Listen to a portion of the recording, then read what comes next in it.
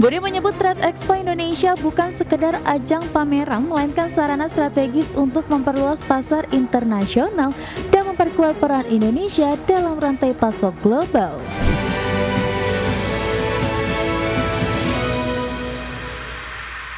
Ya, pemirsa, terima kasih Anda masih bersama kami dan kita ke informasi dari makro ya. Ya, kita saya akan coba bacakan ini informasi dari makro terkait juga dengan EDB ini memberikan saran atau memberikan masukan untuk beberapa sektor tertentu dan seperti apa informasinya. Kita akan coba simak tayangan berikut ini.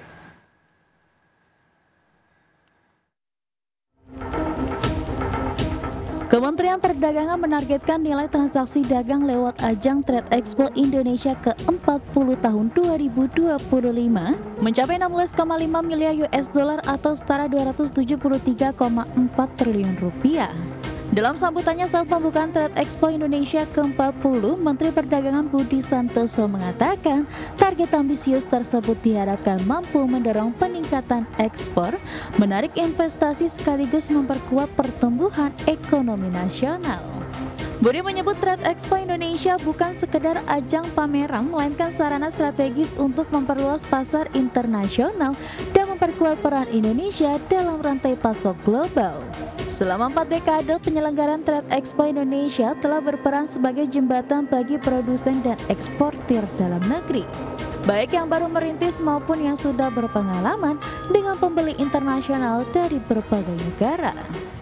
T merupakan momen yang selalu ditunggu-tunggu setiap tahun, sebuah perayaan besar yang tidak hanya menyatukan para pelaku usaha nasional, tetapi juga mempertemukan pelaku usaha dengan ribuan buyer dari seluruh penjuru dunia. Kementerian Perdagangan menargetkan capaian transaksi dagang pada T 2025 sebesar 16,5 miliar US dollar. Yang diharapkan dapat berkontribusi bagi peningkatan ekspor, daya tarik investasi, dan pertumbuhan ekonomi nasional. Kementerian Perdagangan mencatat ajang perdagangan internasional tahunan ini mendapat antusiasme tinggi. Sebanyak 1.619 peserta dari berbagai sektor usaha ikut ambil bagian, sementara 8.045 pembeli dari 130 negara telah terdaftar untuk menghadiri pameran. Dari Jakarta, Tim Liputan IDX Channel. Ya, baik pemirsa, sebelum kita akhiri Marketplace pada pagi hari ini, kita akan lihat terlebih dahulu bagaimana posisi IHSG di 27 menit perdagangan pada pagi hari ini. Kita lihat bersama-sama di sini IHSG terpantau menguat 0,61% ke 8.100. Kemudian top gainers ya David, ini ada Antam, CBRE, PTRO dan juga MTEK BRPT. Dan top losers ada Telkom, SSMS, Minasola, GPSO dan ya, dan tampaknya emiten-emiten konglomerasi yang sebelumnya melemah hari ini sudah mulai berbalik menguat. Ada PTRO, kemudian BRMS, Aman hari ini juga melaju kencang, Gosco di 5,7, IMPC melesat di 7,17%. Betul, dan kalau kita lihat dari pergerakan sektoral, sejauh ini kesehatan masih memimpin penguatan di 2,1%, disusul industri, basic industries, dan juga energi, sementara itu perbankan dan cyclical masih mengalami pelemahan, disusul ada properti juga ya. Betul sekali, dan semoga ini bisa menjadi referensi terutama dalam menghadapi perdagangan di sepanjang hari ini. Pemirsa, harga emas menembus rekor tertinggi baru di atas 4.200-an dolar Amerika Serikat di perdagangan Rabu, seiring meningkatnya ekspektasi pemangkasan suku bunga The Fed dan memanasnya kembali ketegangan perdagangan Amerika Serikat dan Tiongkok yang mendorong investor beralih ke aset safe haven. Harga emas spot melonjak di 1,3% menjadi 4.195 dolar per troy ounce setelah sempat menyentuh rekor intraday di 4.217 dolar Amerika. Di mana sepanjang tahun ini harga emas meroket lebih dari 60%, didorong kombinasi berbagai faktor, termasuk meningkatnya ketegangan geopolitik, ekspektasi pemangkasan suku bunga, pembelian besar-besaran oleh bank sentral, tren terhadap dolarisasi serta arus masuk kuat produk ETF berbasis emas, di mana permintaan terhadap aset aman semakin meningkat setelah Presiden Donald Trump menyatakan Washington mempertimbangkan untuk memutus sebagian hubungan dagang dengan Tiongkok, menyusul langkah kedua negara yang saling mengenakan biaya tambahan pada pekan ini. Pasar juga terus mencermati penutupan sebagian pemerintahan Amerika yang telah menghentikan publikasi data ekonomi resmi dan berpotensi mempersulit pandangan membuat kebijakan di tingkat global.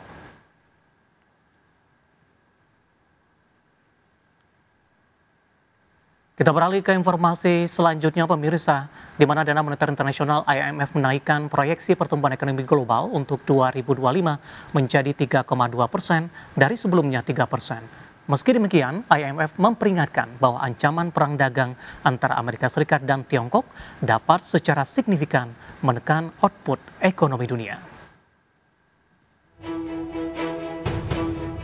Dana Moneter Internasional atau IMF menaikkan sedikit proyeksi pertumbuhan ekonomi global untuk 2025 menjadi 3,2% dari sebelumnya 3% pada Juli 2025. Meski demikian, Kepala Ekonom IMF Pierre-Olivier Gorinchas memperingatkan bahwa ancaman perang dagang baru antara Amerika Serikat dan China yang dilontarkan Donald Trump dapat secara signifikan menekan output ekonomi dunia. Kenaikan proyeksi IMF merupakan revisi positif kedua sejak April setelah IMF menilai bahwa dampak tarif global dan kondisi keuangan ternyata lebih ringan dari perkiraan semula.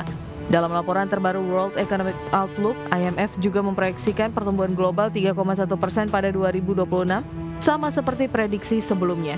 IMF mencatat bahwa ketahanan ekonomi global didorong oleh beberapa faktor, yakni tarif impor yang lebih rendah dari perkiraan, adaptasi cepat sektor swasta dalam mengalihkan rantai pasok, pelemahan dolar Amerika Serikat, stimulus fiskal di Eropa dan China, serta ledakan investasi di bidang kecerdasan buatan.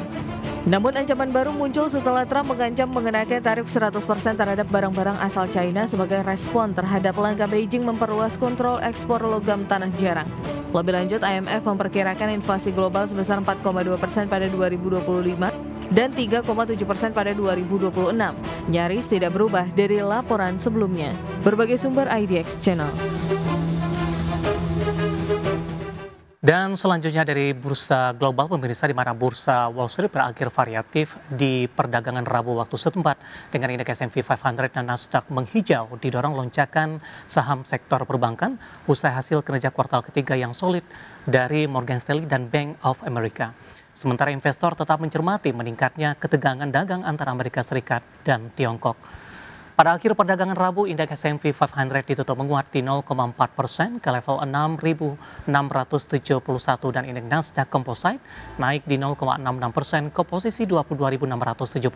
Sebaliknya, indeks Dow Jones Industrial Average ditutup melemah di 0,04% ke level 46.253. Selanjutnya kita akan coba update data terakhir dari perkembangan bursa Eropa pemirsa, di mana bursa ekuitas Eropa ceria pada perdagangan Rabu waktu setempat dipimpin lonjakan saham LVMH yang memicu rally di sektor barang mewah dan meredakan kekhawatiran bahwa perlambatan ekonomi global serta kebijakan tarif tinggi akan membebani kinerja korporasi, di mana indeks acuan STOXX 600 menguat di 0,57% ke level 567,77. Indeks CAC 40 Prancis melonjak di 1,99% ke posisi 8.077.